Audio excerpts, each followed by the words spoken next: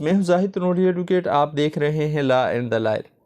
पाकिस्तान एक ज़री मुल्क है और यहाँ पे मुख्तलिफ़ किस्म के कवानीन राइज हैं। उन कवानीन में से एक कानून लैंड रेवेन्यू एक्ट है, महकमा माल का कानून। लेकिन ये महकमा माल का कानून कौन सी जायदादों पे, कौन सी ज़मीनों पे अप्लाई हो सकता है और कौन सी ज़मीन पे नहीं अप्लाई हो सकता, ये एक बहुत अहम सवाल है। और ये जानना हर उस बंदे का हक़ है जिसके नाम पे कोई ज़मीन जायदाद या कोई चीज़ है इस तरह की। इस आज की वीडियो में बात करेंगे इस मौजू पे। सेक्शन 3 है लैंड रेवेन्यू एक्ट की 1967 के, इसकी रोशनी में बात होगी। लेकिन मौजू पर बढ़ने से पहले आपसे गुजारिश, अगर आप चैनल पर नए हैं, आपने चैनल सब्सक्राइब नहीं किया हुआ तो चैनल सब्सक्राइब करें, वीडियो लाइक करें, बेल आइकन प्रेस करें ताकि अवेयरनेस के हवाले से हर नई आने वाली वीडियो का नोटिफिकेशन आप तक पहुँच सके। व्यूअर्स, लैंड रेवेन्यू एक्ट, इसके नाम पर अगर हम गौर करें तो लैंड का मतलब होता है ज़मीन, रेवेन्यू का मतलब होता है टैक्स, मुआवज़ा, मालिया, और एक्ट कहते हैं कानून को। यानी इसके नाम से ही ये चीज़ वाज़े है कि वो कानून जो ज़मीन के मुआवज़ात के हवाले से डील करे, ज़मीन पर टैक्सेस के हवाले से डील करे। एक चीज़ तो इसके नाम से वाज़े होती है कि लैंड रेवेन्यू एक्ट नाफिज किया जाता है ज़मीन से टैक्स लेने के लिए, ज़मीन के टैक्स का हिसाब किताब करने के लिए, ज़मीन के टैक्स का रिकॉर्ड रखने के लिए और उस रिकॉर्ड की बेस पे फिर मुआवज़ा लेने के लिए।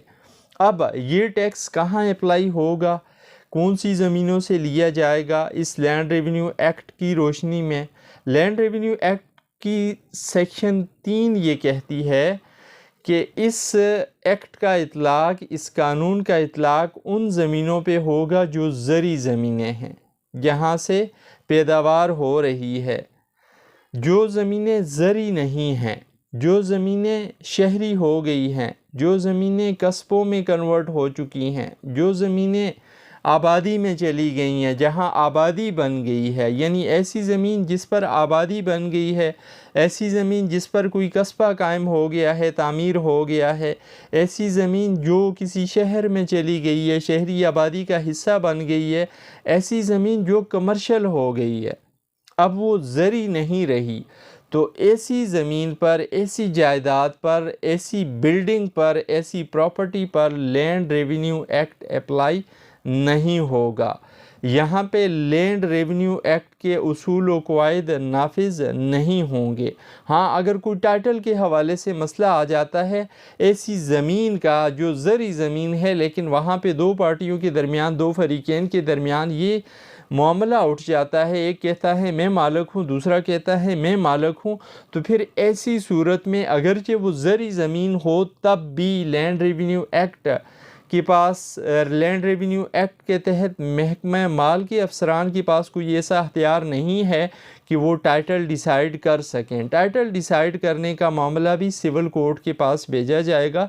सिविल कोर्ट को ये अख्तियार हासिल है कि वो शहादत लेने के बाद मुकम्मल तफ्तीश, मुकम्मल जो है हालात व वाक़ियात, हर तरह से डॉक्यूमेंट्स को, ज़बानी शहादतें, सारा कुछ देखने के बाद फिर किसी पार्टी के टाइटल का फ़ैसला करें कि कौन मालिक बनता है उस ज़मीन का और कौन नहीं बनता। सो महकमा माल के अफसरान टाइटल के हवाले से भी कोई फ़ैसला नहीं कर सकते, अगरचे वो प्रॉपर्टी ज़री हो, अगरचे वो अराज़ी ज़री हो, वहाँ ज़राअत हो रही हो, वहाँ फसलें काश्त हो रही हों, वहाँ से पैदावार आ रही हो, तब भी इनके पास ये अख्तियार नहीं है।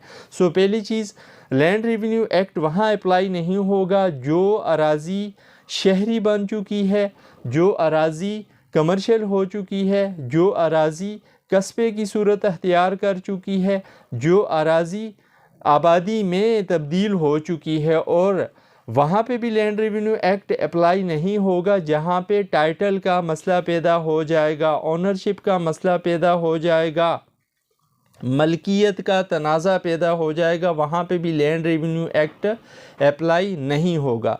ये थी आज की मुख्तसर सी वीडियो। उम्मीद है आपके लिए मुफीद रहेगी। आखिर में फिर गुजारिश, अगर आप चैनल पर नए हैं, आपने चैनल सब्सक्राइब नहीं किया हुआ, तो इस तरह की मालूमाती वीडियोज़ के नोटिफिकेशन लेने के लिए चैनल सब्सक्राइब करें, वीडियो लाइक करें, बेल आइकन प्रेस करें ताकि अवेयरनेस के हवाले से हर नई आने वाली वीडियो का नोटिफिकेशन आप तक पहुंच सके। ज़िंदगी रही फिर बात होगी, किसी नए मौजू के साथ फिर हाज़िर होंगे। अल्लाह हाफिज़।